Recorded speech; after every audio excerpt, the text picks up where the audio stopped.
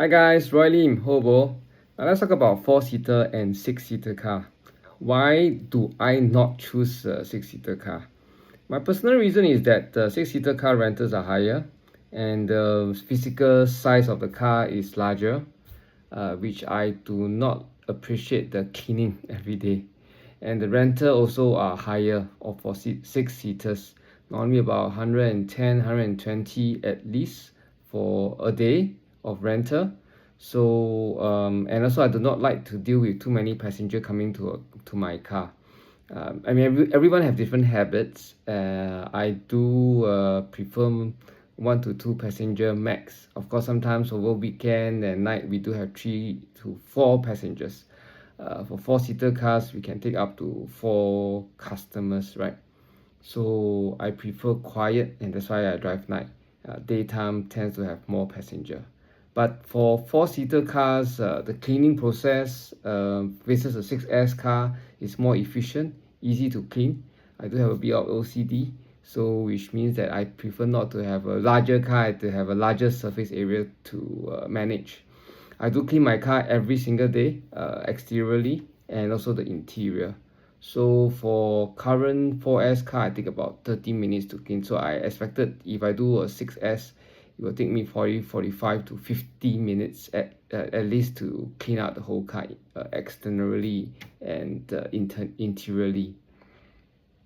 So I do know that 6S have higher income per trip, but my concern is that during night drive at night, there will not be a high demand for 6S, because with such a capacity, it's better that we pick up the passenger load in order to have the ROI, return on investment, right? If I have a big car but less customer at night time, then it defeats the purpose. I do not like to wait for passenger. I do know there's a lot of 6S car drivers waiting in neither MBS and also or at Changi Airport, the two most popular place where there are passenger at night. So for daytime, of course, there's a higher demand for 6S car. 6S car, some are corporate user. They may be only just 1 or 2 passenger. That's possible. But again, as I mentioned, rental consideration, petrol costs, and so forth. So I also have to think of downtime. When I'm not driving, well, let's say I'm sick, right? MC, or I'm on holiday. I do not want to incur on a higher cost of rental. So over time, also observe that quite a number of 6S car driver become back to 4S subsequently, or 4S I went to 6S and then subsequently still go to 4S. Although per trip they do earn more for 6S car because of the larger scale, and those who drive premium can get more, but the trips are not like back to back.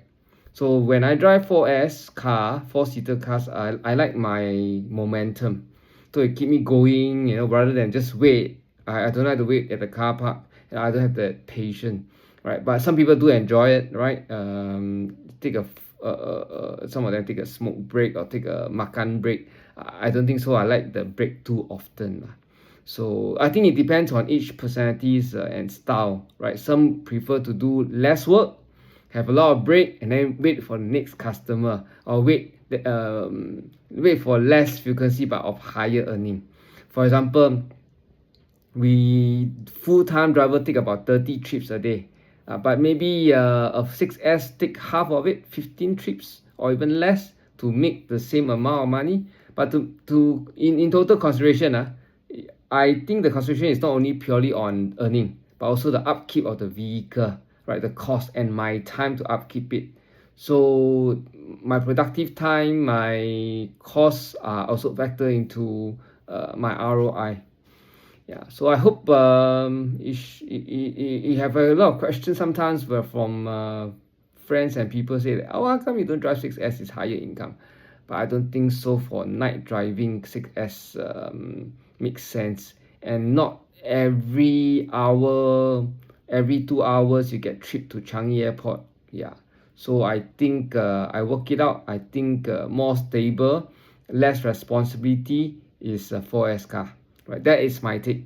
So to anyone who's considering a 6S, you share your reason, and be more than willing to understand why you want to drive 6S. And if 6S really have earned the earning that's more than a 4S, I think in terms of time, we are all equal, and over time, when consider the downtime, I think 4S have the advantage over 6S lah. That's my personal opinion. So this episode is going to be short. I hope that those pre-grabber who is intending to come to grabbing, welcome to join my community of MSG group. I'm calling it my SG Grab Life for short, MSG group. I do have a number of smaller premium groups that you can join. You can ask those seniors there, and I have the main groups and so forth for where the senior can so-called coach or guide the juniors, right? So for pre-grabber who want to understand this industry, welcome to add me. And for the newbie drivers as well, or those loner drivers, add me, PM me, tell me your age, tell me why you are driving Grab. Okay, then I make sure you are Singaporean before I put you in. So anyway, take care, drive safe.